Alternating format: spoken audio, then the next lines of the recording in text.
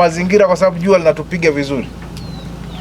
Jua hili linatokana na kitu kinaitwa mabadiliko ya tabia nchi.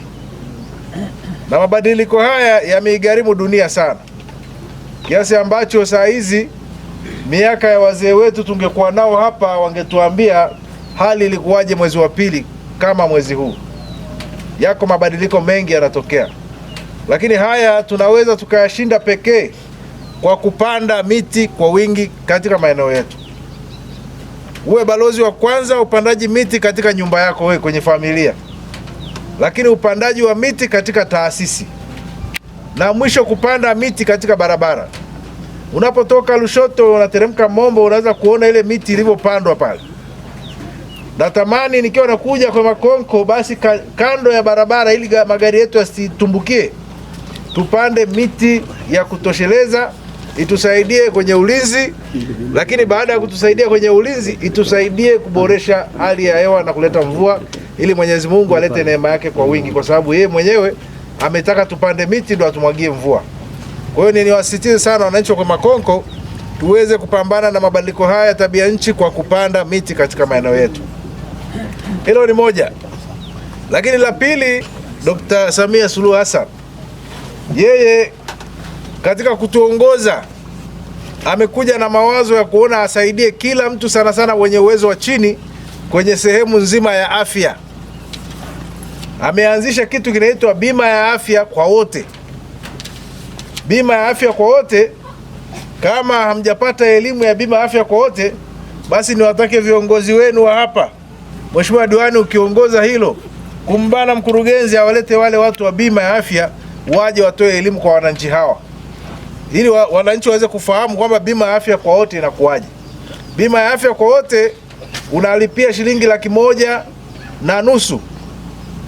Unaingia wewe, baba yako au watoto wako 4, inabeba watu 6 katika familia. Au ndugu wa karibu ambaye ana miaka chini ya 21, unaweza kumuingiza. Siku ikitokea la kutokea bahati mbaya umeugua, basi ukienda hospitali unatumia ile bima kupata matibabu bila usumbufu wote kwa shilingi 1,500 tu. Lakini bima hiyo pia ukiikata leo itakulazimu usubiri kwa muda kama miezi 2 mpaka 3 ndio ianze kutumika, muda wa kukomaa. Lakini bima hiyo sasa hivi zimeshaanza kutolewa kwa makundi maalumu: kundi la wazee, kundi la watoto na kundi la walemavu. Na sisi wengine ambao sio wazee, sio watoto, sio walemavu ndio tunaofuata kupewa bima hizi za afya. Kwa hiyo niwashawishi wananchi mpokee mawazo haya kwa moyo mkunjufu kwa manufaa ya afya zetu sisi wenyewe. Lakini elimu zaidi itakuja kutolewa ili muweze kufahamu kwamba mkilipa nini mnapata nini na faida ya bima ni nini. Lakini kwa wale watu ambao hawana uwezo kabisa, na nyie wana kijiji mnajua kwamba mzee fulani hana uwezo kabisa, hata hiyo 1,500 hana, serikali itamlipia. Kwa wale walemavu tunajua kabisa huyu hajiwezi, Dr. Samia kuna msamaha anatoa. Kwa wale watu watapata ili waweze kupata huduma kama watu wengine. Jamhuri ya Muungano wa Tanzania. Sasa ndugu zangu, kwa sababu ya jua sitaki kuwakaanga sana. Nataka hii tuitoe. Kwa hiyo pale patakapohitajika nguvu za kwenu kusukuma kazi, jamani, jitoeni tu. Jitoeni. Yaani kuliko watoto kuendelea kukaa huku kwanza mvua zikianza tu nafunga hii. Nasikia mkurugenzi una vikao vingi. Nasema mvua ikianza tu, yaani ikianza tu zile mvua za hapa funga hapa. Sawa. Tunafunga haya madarasa chakavu yote tunayafunga. Sawa. Yasije kaleta madhara, lakini haya mapya yatakuwa yameshafaa kuanza.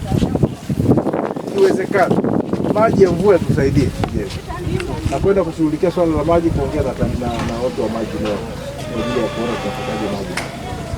Lakini kabla hatujafanya hivyo, hata wananchi tuwaombe, jamani, tupelekeni maji ndoo moja. Hawa kina mama wana upendo sana. Ndoo moja tu badala ya watoto kubeba. Sawa. Wanaweza watu wazima wakabeba, wakaleta ndoo moja. Tukipata pipa 5, si kazi inasogea. Kwa hiyo tuifanye kwa namna hiyo. Basi baada ya hayo mimi niwashukuru jamani, niruhusu niende.